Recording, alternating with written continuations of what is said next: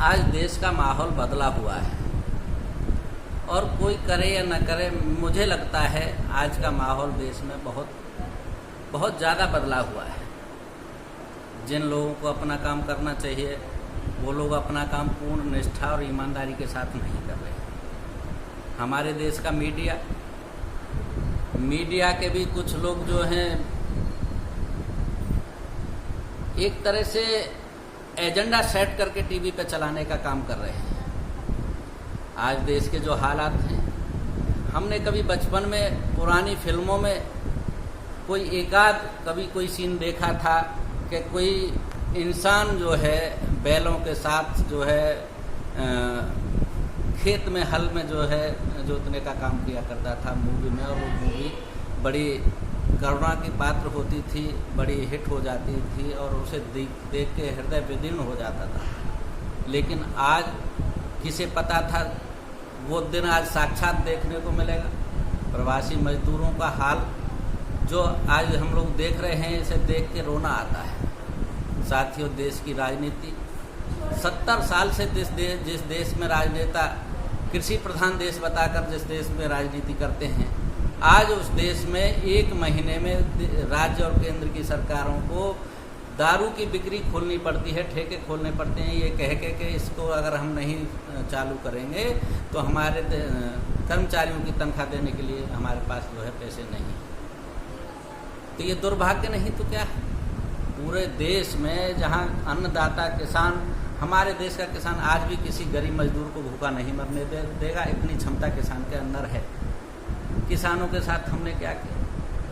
आज गरीब मजदूर हमारे जो सड़क पर चल रहे हैं, हमारी सरकारें लाखों करोड़ रुपए का पैकेज, ये दुर्भाग्य नहीं तो क्या कहेंगे?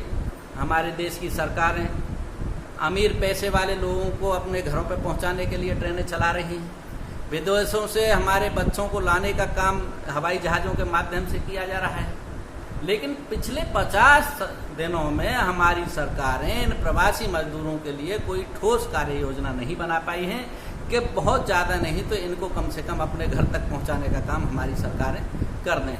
कल मैं एक टीवी पे बहस देख रहा था, अमिताभ ठाकुर हमारे वरिष्ठ पत्रकार हैं, उन्होंने सरकार से एक सवाल, सरकार के नुमाइंदों से प्रश्न किया था कि भाई क्यों ना जो हम केंद्र सरकार राज्य सरकार को पैकेज देती है उसी में से ट्रेन का भाड़ा हम काट के जो है मजदूरों का किराया निकाल के जो है काट के पैकेज दें राज्य सरकारों को। क्यों नहीं हम एक देश में, इतने बड़े देश में एक मजदूरों के लिए स्पेशल ट्रेन चला सकते हैं? क्यों ये मजदूर सड़कों पर पैदल चलने के लिए मजबूर हैं?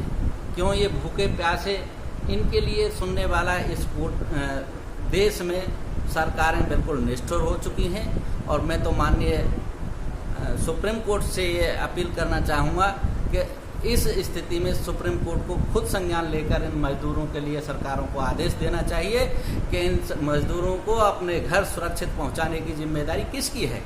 राज्य सरकार की है, केंद्र सरकार की है, पुलिस प्रशासन की है, किसकी जिम्मेदारी है? किसी की जिम्मेदारी फिक्स होनी चाहिए और इन मजदूरों को अपने घर पहुंचाने का काम हम लोगों को सबको करना चाहिए।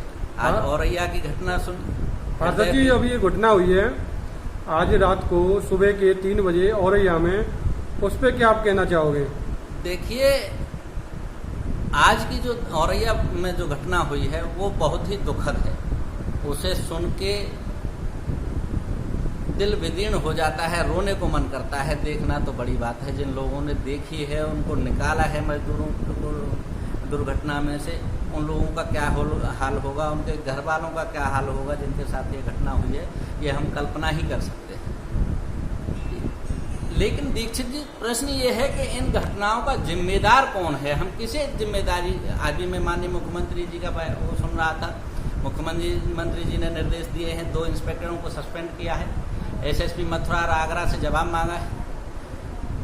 मैं माननीय मुख्यमंत्री जी से बड़ी विनम्रता से एक अपील करना चाहता हूँ, ये जानना चाहता हूँ सरकार के नुमाइंदों से कि इन घटनाओं का जिम्मेदार क्या वो 2 इंस्पेक्टर थे जो बेचारे सड़क पर चलते हुए छाले पड़े हुए मजदूरों को गर्मी में, धूप में, मई के महीने में जो लोग गर्म सड़क पर चल रहे हैं उनको जबरन ट्रक को रुकवा के, टैक्सी को रुकवा के, मेटाडोर को रुकवा के ये प्रयास कर रहे हैं कि कहीं ना कहीं उन मजदूरों को थोड़ी सी राहत मिल सके।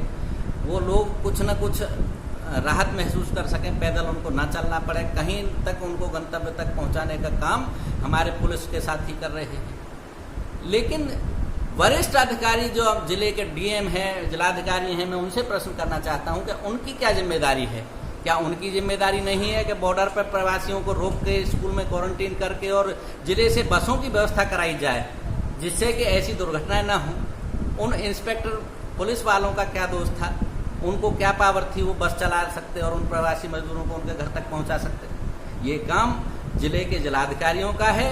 जिलाधिकारियों के ऊपर गाज गिरनी चाहिए, कार्रवाई भी जिलाधिकारियों के खिलाफ होनी चाहिए। एक दरोगा को या सिपाही को सस्पेंड करने से मुख्यमंत्री जी अपनी जिम्मेदारी से भाग नहीं सकते हैं और ये काम पुलिस वालों को दंडित करने का निहायत ही गलत है। आज के समय में हमें पुलिस की, डॉक्टर्स की, नर्सिंग की, सफाई कर्मचारियों की, एक तरफ हम इनको कोरोना के योद्धा कहते हैं, एक तरफ इनके खिलाफ कार्रवाई करते हैं, दंडात्मक कार्रवाई करते हैं। और किस लिए? उनका कोई दोष भी तो सिद्ध हो, जांच तो हो, किसकी गलती रही है, किसने उनको ट्रकों में भरवाया, किसके निर्देश थे। हमने तो सुनने में आया है एसडीएम और वरिष्ठ जिलाधिकारी के जो आदेश हैं कि ट्रकों को और मेटाडोर को और चालित वाहन जो हैं उनको रुकवा कर उनमें मजदूरों को भर के भेजिए। तो कहीं ना कहीं सरकार का फेलियर है और मैं तो अब पूर्ण ईमानदारी के साथ में सरकार से निवेदन करूंगा अपनी गलती को सुधारने का काम करें और हमें पूर्ण विश्वास भी है कि सरकार अपनी गलती को सुधारने का काम करेगी और इन मजदूरों को अपने घर कम से कम पहुंचाने का काम करेगी। धन्यवाद।